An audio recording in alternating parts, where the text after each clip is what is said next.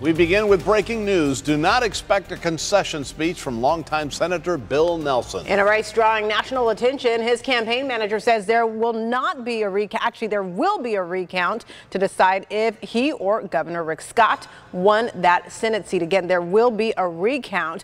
WPTV News Channel 5's Matt Saisney is with the Nelson camp right now. Matt, good morning. Yeah, within the last hour, I spoke to the chief of staff for Senator Nelson, and he tells me the senator is not going to be making any public statements at this time. But the campaign did put out a statement by email a half hour ago. They say this race is headed to a recount, and they say Florida Governor Rick Scott last night prematurely claimed victory in this race. The campaign says once all 8 million votes in the race had been counted at about 3:15 this morning, Scott's lead over Nelson was just over 34,500 votes. That accounts for a margin of victory of less than 0.5%.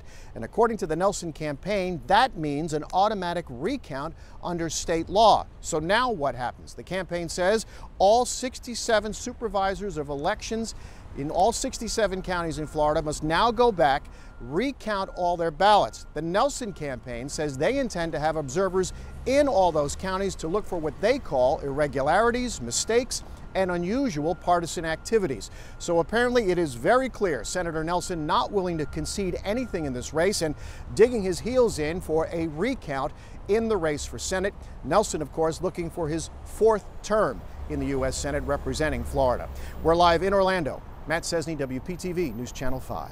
Governor Scott declared himself a winner last night. His campaign just released a statement. It says, quote, "This race is over. It is a sad way for Bill Nelson to end his career. He is desperately trying to hold on to something that no longer exists."